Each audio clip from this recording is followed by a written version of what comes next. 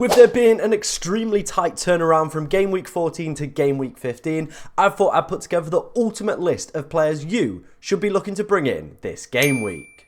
And starting off today's video, I thought we would take a look at Bukayo Saka, a player that a lot of people already own. 55.8% of the game do own him. After scoring against Wolves as well, I do expect that ownership only to increase. I'm also expecting a potential price rise to potentially go for him. So if I do convince you to potentially bring him in or not go for him, I would be wary that there is probably going to be a price rise either tonight or tomorrow night with such a tight turnaround. Game week 15, if you don't remember, is a midweek game week, so it's on Tuesday night at 7:30, so make sure you are getting your teams locked and loaded for that mid-game week coming up.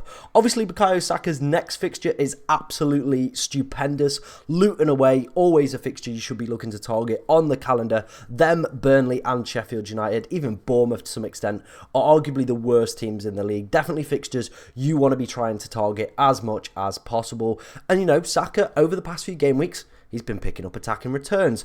But there is kind of a caveat to that. If you watch his on-field performances, he isn't kind of electric, exciting, the same player that he was last year, and the data's kind of leading towards that argument as well. As you can see over the past 5 game weeks, 0.36 XG. The XA's okay, like that's pretty good, but you don't want to play when you're paying such a premium price, 8.8, probably 9 by the time he gets to the game week 15 deadline. You don't want to be paying that kind of premium price for a player who's putting up very, very minimal data, but he is picking up attacking returns in the league and in the Champions League, so you know, maybe he's just one of those players who's massively overperforming his data at the moment, but I do think that will come to a halt, and Arsenal, you know, the kind of the run that they've got coming up isn't the easiest on paper. Now, we look at that Luton game, go great. Then it's Villa, who are currently sat inside the top 4. You know, that's a real difficult place to go as well. Villa Park, Emery, you know, there's kind of going to be some emotions there. Obviously, there was the 4-2 defeat for Villa last season, but that was a cracking game to watch as well. So you do imagine it's probably going to be on par with that.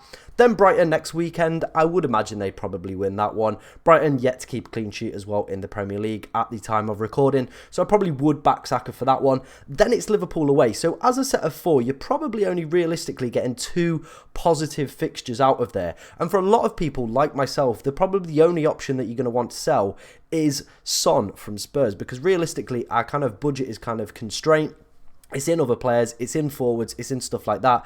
And if you compare it to kind of Son's fixtures that are coming up, West Ham, okay, good fixture. Newcastle at home, not the best, but they are at home. Then it's Nottingham Forest and Everton. So I think, personally for me, I think I'm going to keep with Son rather than going with Saka. Now, that is all dependent on his performance and Spurs' performances tomorrow against Tottenham Hotspur. That will kind of help me make a better decision. But I think if I was currently sat on Son and he did blank tomorrow, I still think I would sit with him over Saka for these fixtures, just because the data set for Saka has been so poor. But let me know what you think about Bukayo Saka, whether or not you want to bring him into your team for this upcoming game week.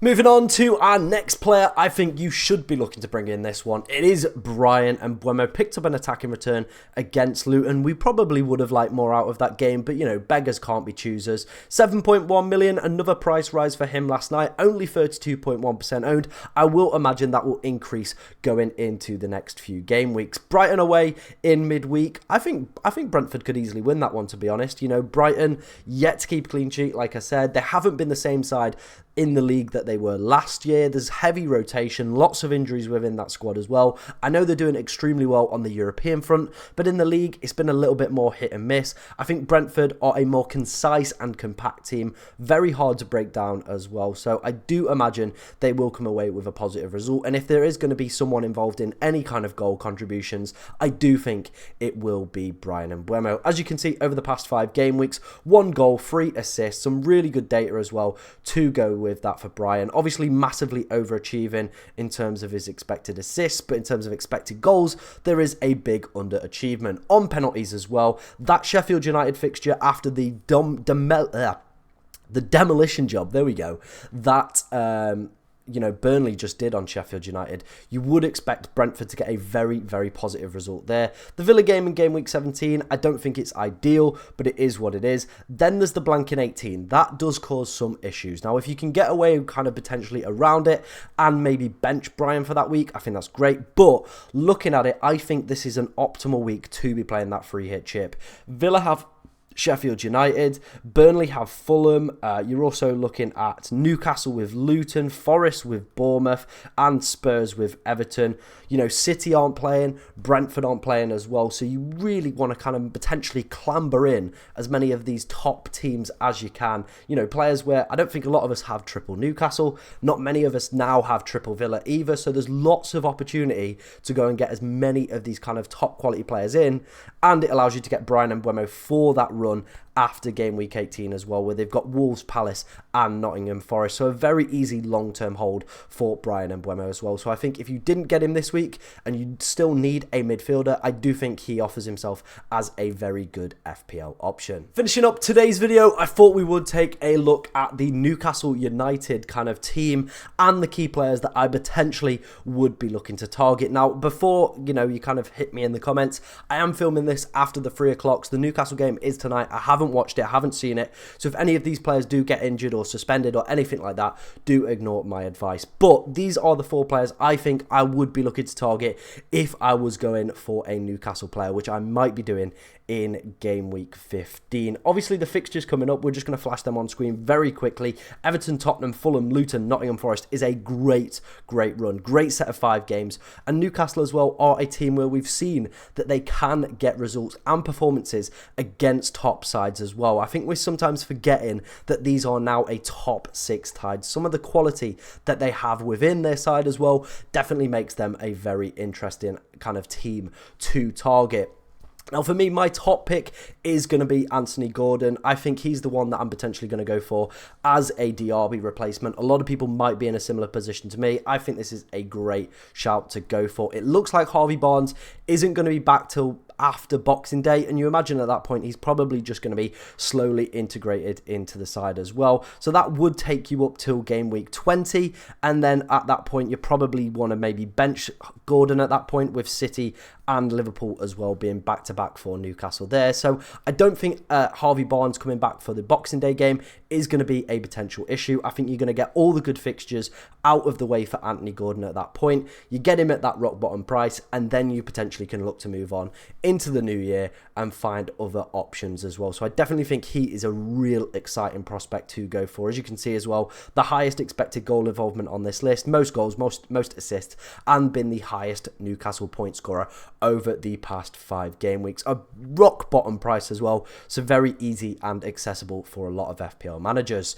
The next one I think I'm potentially looking at as a potential Matty Cash or Mark Gahey replacement is Lascelles. Now, it looks like Botman is going to be out until the new year. That is kind of the reports that I'm reading at the moment. Eddie Howe is always a little bit quite cagey, but from reports I'm getting from kind of reading around, it looks like Botman is going to be out to the new year. So Lascelles at 4.1 million, if you are looking for a cheap defender, I think could be absolutely fantastic.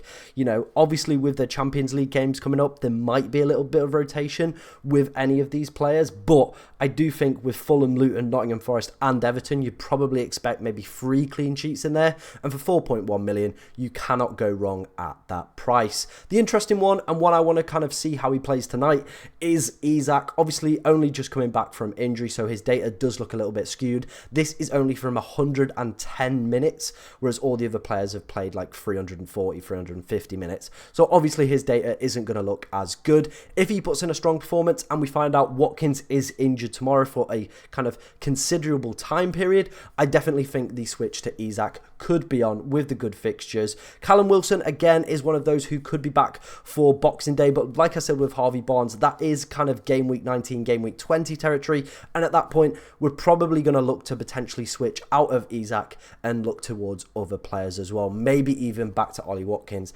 at that point. So if we get kind of negative news around Ollie Watkins, I definitely think he could pose himself as a fantastic replacement. Let's see how he gets on tonight, but if if he puts in another strong performance, I do expect his price and his ownership to only increase. Now, the last one I wanted to put on here is a highly owned asset, and it is Kieran Trippier, just below 50% owned for him. I know a lot of people will see the Newcastle fixtures coming up and think, yeah, you know what, he might be a really good option to go for. But as you can see, the kind of expected data and the kind of attacking side of his game has dwindled over the past few weeks, actually being outscored by Lascelles. And when you factor in the price point of 7 million, for me, I just don't think it's worth it. I don't personally have a way to access him and get him into my team. I think I would prefer to maybe go for Shaw or Lascelles if I was looking for that defender option. And Anthony Gordon as well, some great fixtures. Well, Anthony Gordon, some great fixtures. What am I chatting? Newcastle have some really good fixtures. So I do think if you wanted to go down that Kieran Trippier route, or maybe you already have him and potentially like you were thinking about selling him, I think I'd keep him. There's some really strong fixtures coming up.